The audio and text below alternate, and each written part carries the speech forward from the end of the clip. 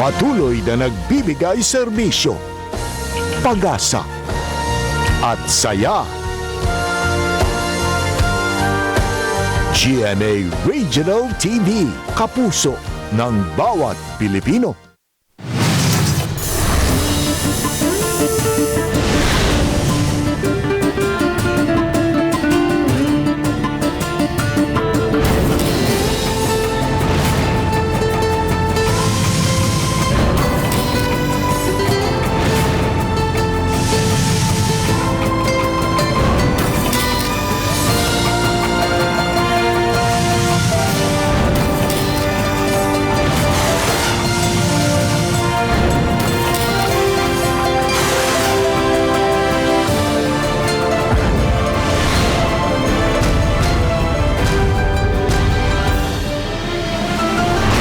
GMA Regional TV, Balitang Bisdak. Maayong hapon, kini ang inyong GMA Regional TV, Balitang Bisdak, ang bugtong kasaligan, kasandigan ug kadangpan sa mga Bisaya. Sa ngalan ni Bobby Nalsaro, ako si Alan Domingo. Na maghatod sa labing dako ug mga nag-unang balita nga mahinungdanon sa Central ug Eastern Visayas, ako si Nico Sereno. Ako si Cecil Kibod Castro, live si GMA Complex sa Dakbayan sa Sugbo.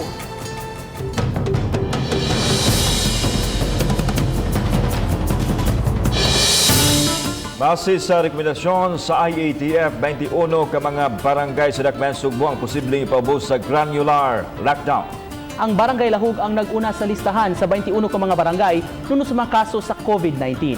Nagpaabot pa ang barangay sa Lagda nga ipatuman, lakip na niini ang pag-lockdown sa sitio nga apektado. Ania ang report. Sa listahan nga gipagawa sa IATF, nag-una ang Lahog sa 21 ka mga barangay nga giplanuhan nga ipaubos sa granular lockdown tungod sa 38 ka mga nagpositibo sa COVID-19. Apan ipadihang ni Kapitan Hazel Ann Ania nga 29 lang ang ilang na-record nga COVID positive gikan sa Hulyo 16 hangtod sa Hulyo 19 nga mausay gibasihan sa posibleng pagpaubos sa granular lockdown. Duha ka sityo ang gitan-aw sa barangay nga naay mga kaso sa COVID, apan gidala na kuno ang tanan sa isolation facility sa SRP. Diri magud sa barangay Lahug ang uban naay ubang barangays nga ri masud, like sa Kamputaw, kay ang Gorordo Avenue, ang whole stretch from Immaculada to JY, it's Gorordo, but duha na siya ka barangay Kamputaw, barangay Lahug. Ang apas nasay mogamit og apas Lahug. Naghuwat pa hinuon ang barangay sa Lagda ang ipatuman kung madayon ang granular lockdown din kadtong mga sityo nga apektado lang. Sa kinatibukan, adunay 269 cases ang Lahog, 200 ang naka-recover ug 12 ang namatay. Ang katong nga sityo nga naidaghan taas-taas gyud og number of positive cases, mutot siya mo i-lockdown bali o dili ingon nga tibuok barangay Lahog i-lockdown. Samtang lakip sa mga barangay nga gitutukan ang Guadalupe, Capitol Site, Talamban, Kamputhaw, Mabulo, Apas, Labangon, Basak Pardo, Poblacion Pardo, Cugon Ramos, Punta Princesa, Sambagdos, Quiyot, Zapatera, Banilad ug Hipodromo.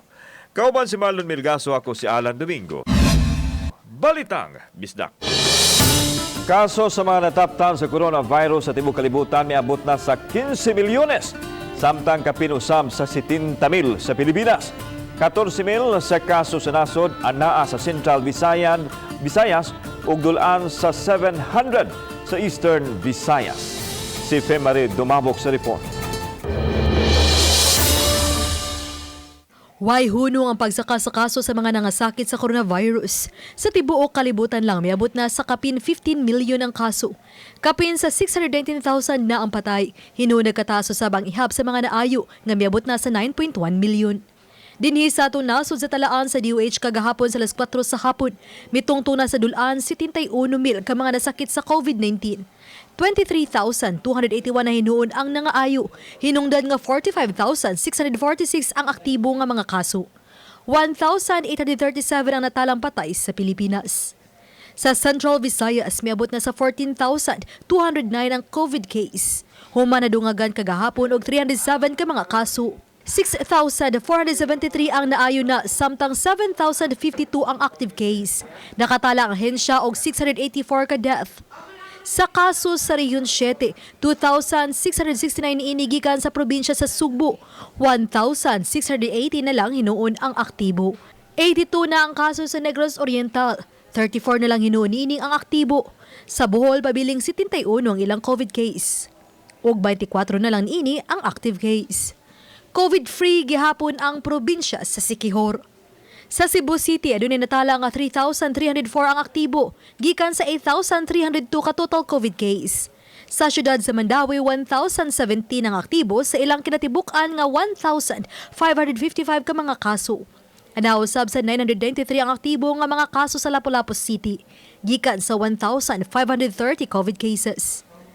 Sa Eastern Visayas, kagabi mitala sila og dugang 20 ka mga kaso, hinungdan nga miabot na sa 695. 643 kanila ang naayo na, hinungdan nga 49 ang aktibo ug 3 ang natalang namatay. Ako si Famary Dumabok. Balitang Bisdak. 18 ang nadugang nga COVID positive sa dakbayan sa Talisay. Hinuon may nadugang usab nga 14 ka mga bag-ong recoveries. Si Lian Sinkulan sa report. Base sa post sa Talisay City PIO, nga 18 ka mga bagong kaso sa COVID-19 ang nadugang sa dakbayan sa Talisay. Sa pagkakaron, moabot na ngadto sa 639 ang total number of cases sa dakbayan. Anaa sa 203 niini ang mga aktibong kaso. Nag-una gihapon ang Barangay Dumlog nga adunay labing daghang aktibong kaso. Apan mas ubos na kini itandi sa miaging semana nga karon adunay 23 ka mga aktibong kaso. Stay at home lang ba, dili lang ta maggawas-gawas. Ang katulang na ay quarantine mo lagi mo gawas para safety. Gawas na ng mga bata, gabi nga ang mga ginikanan. Kuanon gyud badlongon yung mga anak. Gisundan kini sa Barangay Lawaan 1 nga may 22 ka mga active cases ug dayon Barangay San Isidro nga may 21. Hinuon mas daghan gihapon ang mga natalang recovery sa dakbayan, diin may 14 ka mga recoveries ang nadungak. Sa pagkakaron, miabot na sa 365 ang mga nakrecover samtang 61 usab ang mga mitaliwan. Uban Hernande Cañones, Dian Singkulan, Balitang Bisdak.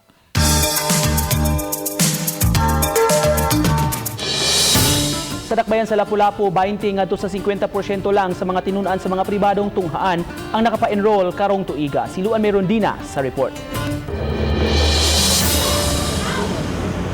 Kay usa ka buwan na lang magsugod na ang klase, misiguro pagpalit og laptop si Cristina Danyo aron may magamit ang iya mga anak pagbukas sa klase karong Agosto 24. Grade 2 o grade 7 ang iya mga anak ug pulos anaa sa private school. Tinguha man sa mata ginikanan nga mahatagan og maayong kaugmaon ang ilang mga anak, busa maningkamot sila nga mahatagan og maayong edukasyon bisan pa man panahon sa pandemya. Kay lisod man kung dili pud nimo tagaag chance imong anak sa pamaagi nga inana nga online class nila, di pud niya ma-experience. Manang balag galisod, maningkamot na lang pud ming makahatag bisang mga anak. Apan dili tanang anaa sa pribadong tunghaan ang padayong makatungha karong Agosto 24. Base sa data sa DepEd Lapu-Lapu City, 20 ngadto sa 50% lang sa mga tinunan sa private school ang nakapa-enroll na. Samtang sa mga public school, ilabi na sa elementary, 91.35 ang enrollment rate. Samtang 101.19% ang high school. We don't know kung unsa ang stand sa parents, no? O musalig ba sila ingon ana nga online, blended learning modality. So nya magbayad sila dako. Wow, so ila sigurong palabyon lang sa tingali ni. Mao na basta ang trend karon nga amo nakita. They transfer to the public school. Aminado ang OIC Schools Division Superintendent nga medyo lisod kung pulos online learning ang delivery sa klase. Gawas nga hinay ang internet connection, dili usab tanan ang adunay laptop o computer sa ilang panimay. Na ay online learning delivery, naapoy modular, yan ay blended, then naapoy mugamit og TV and radio. Kuan siya, mix siya. A mixture of this learning modality. Uban ni Godfrey Rilien, Luan Merondina, Balitang Bisdak. Sa Mandawi City, mas daghang mga estudyante ang mipili sa modular type of learning alang ning umabot nga pagbukas sa school year, inay sa online classes. Bisan ko natapos na ang enrollment, apan mamahimo gihapong moapas ang uban matod sa DepEd. Sinico Sereno sa report. Si Ginang Jean, dunay incoming grade 12 student karong abli sa klase. Online learning ang gi-enrollan sa iyang anak, kuyog sab sa iyang uban nga kaeskwela. Kung ano gid siya nga kanang online na lang gid iya ha. So at least mo nang online mo, palit na mong gadget or actually nala ko ikon sa mua pero may tag dili to siya hanghang. Na may internet sa mua. Computer. Samtang si Ginang Edna, wala pa nakapa-enroll sa iyang mga bata tungod sa kahadlok. Maglisod sab kuno sila og online class kay walay ikasarang sa mga gadgets. Nagkonsidera hinuon siya sa modular type sa pag-eskwela. Kuyawan lagi ko kanang ingon COVID lagi kasi bako lang niya ba matulan. Pobre may makaluoy, may kwarta. Saon lang namo. Matud sa DepEd Mandawi, base sa ilang enrollment, mas daghan nga kabataan ang mipili sa modular learning inay sa online class. Mga 10,000 ang mi-enroll sa online ug moabot sa 60,000 sa modular distance learning o pamaagi nga may mga modules nga gamiton ihatod sa kabataan. Na modules nga i-prepare niya i-adto sa mga bata per week niya ang mga bata at sa ilang balay mag-answer. Magtuon sila sa modules niya. Ang modules may mga activities. Natapos na ang enrollment period sa DepEd bisan ang Dropbox type sa pagpa-enroll. Apan kung doon na pa'y muapas nga kabataan, mamahimo pang dawaton sa ahensya. Sama sa Tibok Nasud, Agosto 24 magsugod ang klase. Walay face-to-face learning sa Mandawi, gumikan sa mga kaso sa COVID-19. Uban ni June Solon, Nico Sereno, Balitang Bisdak. Human mga basa sa uwan, daplin sa karsada, di pahiluna na sud sa Fuente Osmeña Circle ang mukapin sa usa ka gatos ka mga bantay sa pasyente sa Vicente Soto Memorial Medical Center. Ania ang report. Nahawa na kini sidewalk nga kanhi gipunduhan sa mga watchers sa mga pasyente sa Vicente Soto Memorial Medical Center. Gipabalhin na day sila sulod sa Fuente Osmeña Circle sa kagamhanan sa Dakbayan, Sugbo. Sagad kanila gikan sa kalungsuran ug gani ang uban gikan sa silingang lalawigan. Dunay mga staff sa TSWS nga gi-assign nga moatiman sa ilang kahimtang. Nausay mga portalet nga maoy ilang magamit. Samtang dunay gwardiya nakaposte nga maoy modawat sa tawag gikan sa tambalanan kun nagginahanglan og watcher ang pasyente. Among serbisyo sir is sige gini siya sir kung kanos gini sila makuan di na mo sila biyaan. Okay, di man sad sila pwede nga naa sila sa ospital kay tungod lagi kay nga ospital lain niyang sakit simbako lang. So manang gipangitag paagi ni mayor nga makuan sad sila nga safety pud sila. Si Christy Tuta Eliasar kansang pana nalandig sa tambalanan nakaginhawa og dako nga naa na sila'y kapasilungan ug libre pa ang pagkaon. Wala gumini nila pasagdi. Kitigaan guming may facility kay dito. Nakuan gumi nga to na pagkagahapon sa buntag kay nangabasa gyud mi sa uwan. Ako mo ay ganang kuan diri kay mangita ko og kanang dugo lagi. Para ay abono na niya sa iya ko kay niusos man yung hemoglobin. Giklaro hinuon sa mga tagtungod sa mga pasyente nga adunay mga gitugutan nga kauban nila nga magabantay sa pasyente. Gilikayan lang sa tambalanan nga mudaghan ang mga tao sa ospital aron malikayan ang pagtakboy sa COVID. Wapay nadawat nga official statement ang GMA Regional TV gikan sa management sa ospital human gipangayuan kagahapong adlaw. Kauban si Marlon Milgaso, ako si Alan Domingo. Balitang Bisdak.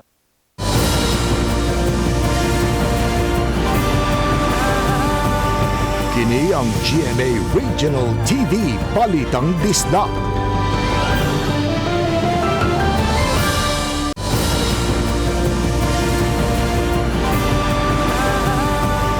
Kini ang GMA Regional TV Balitang Bisdak. Lapu-Lapu City Mayor Junard Ahong Chan misusi sa reklamo sa giingong padayong pagdawat og lubong sa Municipal Cemetery o giingong mo presyo pa og tag 12,000 pesos matag lubong. Siluan meron dina sa live report. Bye!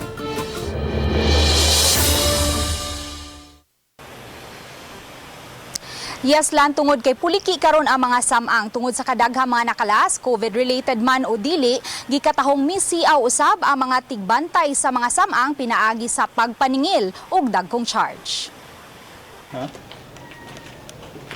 Personal nga gisusi ni Mayor Jonard Ahong Chan ang Lapu-Lapu Municipal Cemetery sa may barangay Gunob human makadawat og reklamo sa gingong 12,000 pesos nga bayad sa pagpalubong. Sila si Elmer Campos, Edward Soronio ug Noel Udiada nga mo'y gikatahong tigdawat sa singil sa lubong. Ang gisukna sa mayor. Reklamo dito sa syudad puti na naghana.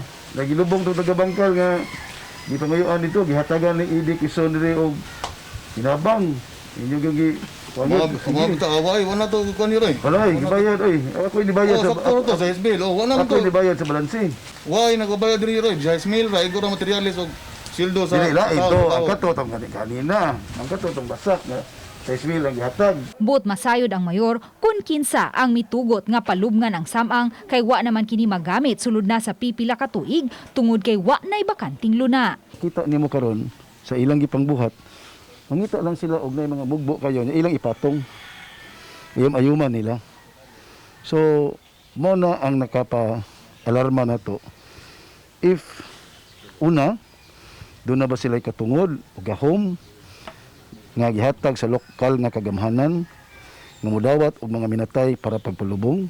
Gawas sa reklamo sa gingong overpriced nga singil sa pagpalubong, lakip sa susiyon sa Dakbayan ang mga health protocols nga gipatuman. Kini ilabi na kay way koordinasyon sa Dakbayan. Ganiha, mi pati mausab sa samang ang usa sa mga mulupyo sa dapit kinsa mitunol sa mayor og kopya sa ilang reklamo. Mato ni Josephus Baguio, nabalaka silang matakbuyan og sakit. Ilabi na kay ang ilang balay anaa mismo sa luyong bahin sa samang. Kana lagi usahay kanang di proper ang pagkuan ba? Di proper ang paglubong niya. Di sa sakto ang kuan. May protocol katarong. Wala kami mga mulupyo ito reklamo gini. Lan sa pagkakutlo ning balita, wala pa nato makuhai og habig ang mga opisyal sa Barangay Gunob. Samtang sila si Tampos, Soronio ug Udiado gikatakda usab nga ipatawag sa City Attorney's Office karong simanaha. Lan? Salamat, Luan May Rondina. Moabot na sa 12 ka mga lungsod dinhi sa Sugbo ang gihugpaan karon sa gitawag nga fall army worms nga gikonsiderar nga dangan sa mga pananom nga mais. Ang Department of Agriculture may lakang ng gihimo kabahin niini. Ang report ni Nico Sereno. Padayon nga gi-assess sa Agriculture Department ang infestation sa mga fall army worms sa mga kamaisan sa lalawigan sa Sugbo. Ang maong worm gikonsidera nga peste o dangan sa mga pananom nga mais nga makaapekto sa bunga ug pag-ani niini. Sa inisyal nga talaan sa DA7, 12 ka mga LGUs ang naapektuhan sa maong klase sa ud. 27 ka ektarya ang apektado niini. Nationwide na kini nga mga problema kung asa ang core na napon ni siya. Lahi po ito ang mga ordinary nga armyworm sa una, kaya na mataatodaan. Kung kini sa karon, unique po ni siya kay gikan sa gawa siya nakasold sa Pilipinas. Tambag sa ahensya sa mga mag-uuma, kansang kamaisan giatake sa ud, kun mahimo, mano-mano kini nga tangtangon. Ingon man ang pag-report sab sa ilang opisina o sa local agriculture office. Kini aron mahatagan sa mga kimikal o insecticide nga mamahimong ma-spray sa pananom. As nihatag ta intervention sa mga farmers sama sa metarisium, kanang beneficial sa nga fungus nga i-spray lang sa farmers para dili na sa magamit og chemical. So makapatay ito sa ulod, specific sa ulod, labi na sa FAO, kunya dili po sa harmful sa farmer o sa palibot kay beneficial man sa nga fungus. Padayon pa nga gisusi sa ahensya ang ubang mga lugar nga giingong gihugpaan sab sa maong ud. Uban ni June Sulon, Nico Sereno, Balitang Bisdak. Dagkung tarpaulin nga nagpahinumdum sa publiko kalabot sa mga health protocol nga gimuntar sa ubang barangay sa Dakbayan sa Sugbo sa mga skywalk gipatangtang sa mga sakop sa probe. Pipila ka mga kapitan naka-question nga info drive lang man unta ang unod sa maong tarpaulin. Ang report ni Fe Marie Dumabo. Nagbabag kining tarpaulin diha sa skywalk atubangan sa Banilad Barangay Hall sa Dakbayan sa Sugbo. Nagpahinumdum kini sa publiko sa pagsunod sa basic health protocol isip kabahin sa ilang info drive. Para mga tarpaulin na himong kontrobersyal ning weekend. Kay human sa kapin sa 10 ka mga barangay kini na lang ang nahibilin.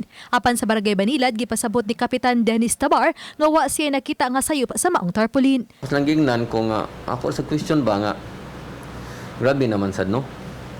Government to government, wa man mi nagpapropaganda sa opening sa usa ka establishment, sa usa ka produkto sa pagkaon. Sa pakiginabi kang Raquel RC ang pangulo sa probe, giangko niya nga sila ang mitangtang sa mga tarpaulin subay sa mando sa buhatan sa City Administrator, Attorney Floro Casas. Ang aming office are basing on kanang orders from my supervisor. So kung ang kaniadto nga wala makuha kay wala complain, then mo na nga nagpabilin.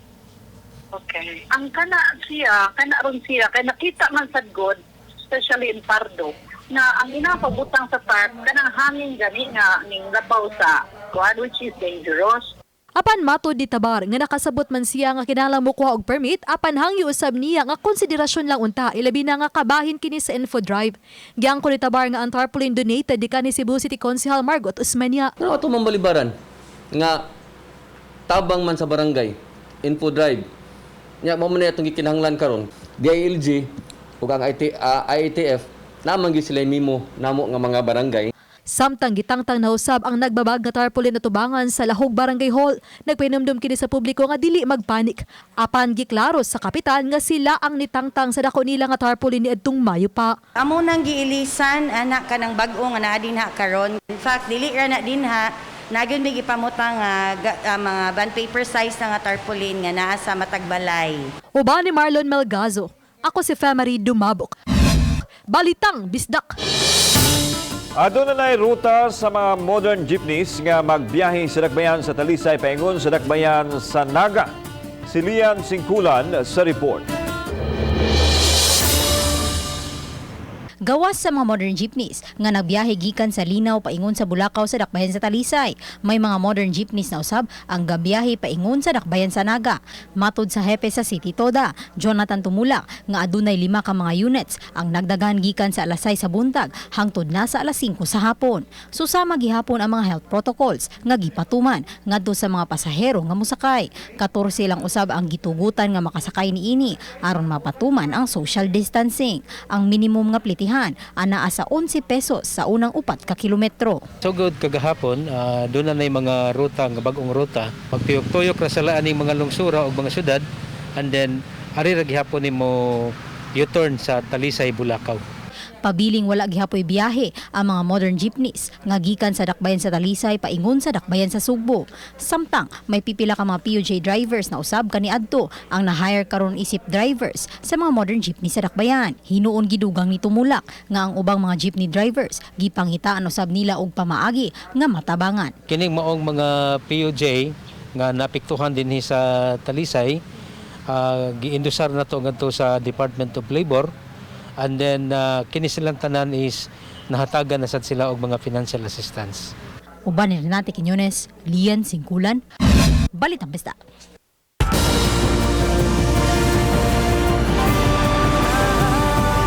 Kini ang GMA Regional TV Balitang Bisdak.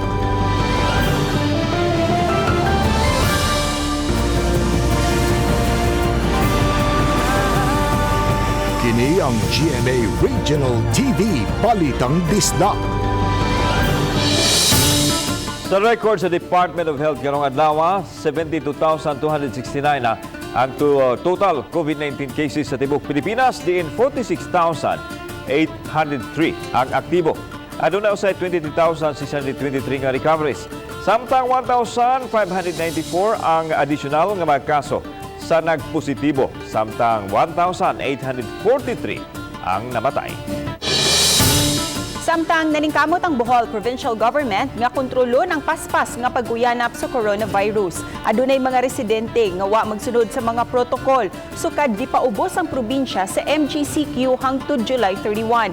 Multa nga 3,000 pesos ug 6 ka buwan hangtod sa katuig nga pagkabilanggo mo ipahamtang sa mga mulapas sa curfew hours. Dili magsulob og mask ug nag-physical distancing ug magtambong sa mass gathering. Ang mga business establishments nga di mosunod niini silutan usab. Ang mga gustong mubalik sa Bohol nga walay pagtugot gikan sa ilang mga LGUs ug ang mga mulapas sa mga protocols pamultahon og 5,000 pesos ug 1 ka tuig nga pagkabilanggo. Gisanguna ni Governor Arthur Yap ang mga hepe sa kapulisan ug mga mayor nga mangita og dugang mga detention areas alang sa mga malapason. Emergency employment itanyag sa Mandaue City sa mga na-displace nga mga trabahante. Moabot sa 465 ka mga beneficiaries ang makapahimos niini. Napukaadlaw sila nga i-hire ubos sa tupad program sa Department of Labor and Employment. Magsweldo og 404 pesos kada adlaw. Ipahibaw sa dakbayan ang mga na-displace nga mga tao na wad-an og panginabuhian ang ilang iakomodar. Prioridad katong wala mahatagi sa mga ayuda sama sa SAP. Misugod na ang syudad pagdawat og application sa mga buot manarbaho ug lakip ini ang mga jeepney drivers nga ilang i-hire.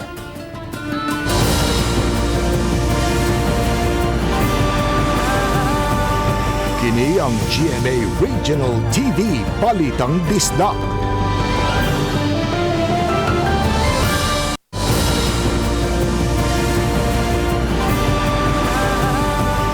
Kini ang GMA Regional TV Balitang Bisdak. Mga kalampusan sa pagdumala ni Cebu City Mayor Edgardo Labella sa Dakbayan Sugbo sa usa ka tuig gibida karong hapon atol siyang State of the City address kung suka pinaagi usab sa social media live streaming. Una niyang gisgutan ang nahimo sa natad sa edukasyon pinaagi sa pagtukod og mga tunghan. Gituki usab ang flood control program sa pagkigatambayayong sa ubang ahensya sa kagamhanan. Hinuon, iyang gipakadakaan ang pagpakigbatok sa dakbayan batok sa COVID-19. Bisan sa kadaghang kaso sa COVID-19 na paniyahang gipadayag, kami abot usab sa 58% ang recovery rate. Kabahin sa programa ang pagtukod sa mga quarantine facilities sama sa BIC, Cebu City Quarantine Facility ug Project NOAA. Bisan sa pandemya, naningkamot usab ang dakbayan nga matutukan ang panginabuhian pinagi sa pagbukas ug mga trabaho. Nanawagan ang mayor sa taga-dakbayan nga maghiusa ug ipadaplin ang politika aron mahatag ang tinuod nga serbisyo sa mga Sugboanon. Nagnegatibo sa surprise drug test ang mga PDL nga mi-avail sa plea bargain. Sukad ni atong Lunes, 120 na ka mga PDL ang napaubo sa surprise drug test nga gipasiugdahan sa City of Lapu-Lapu Office for Substance Abuse and Prevention. Hayan karong Biyernes, sugdan na ang ilang online counseling ug virtual distance learning. Daghang salamat sa mga kapuso nato apil lang nasa gawas sa nasod nga nakisayod sa mga dagko ug dag-unang balita sa rehiyon. Ako si Nico Sereno. Ug gikan namong tanan dinhi sa Central ug Eastern Visayas, ako si Cecil Kibon Castro. Ang inyong balita, ang among balita kay matag lokal nga balita mayong danon kini ang inyong GMA Regional TV Balitang Bisdak. Buong puso para sa Pilipino. Sa ngalan ni Babin Alzaro, ako si Alan Domingo. Mayong hapon, mga kapuso.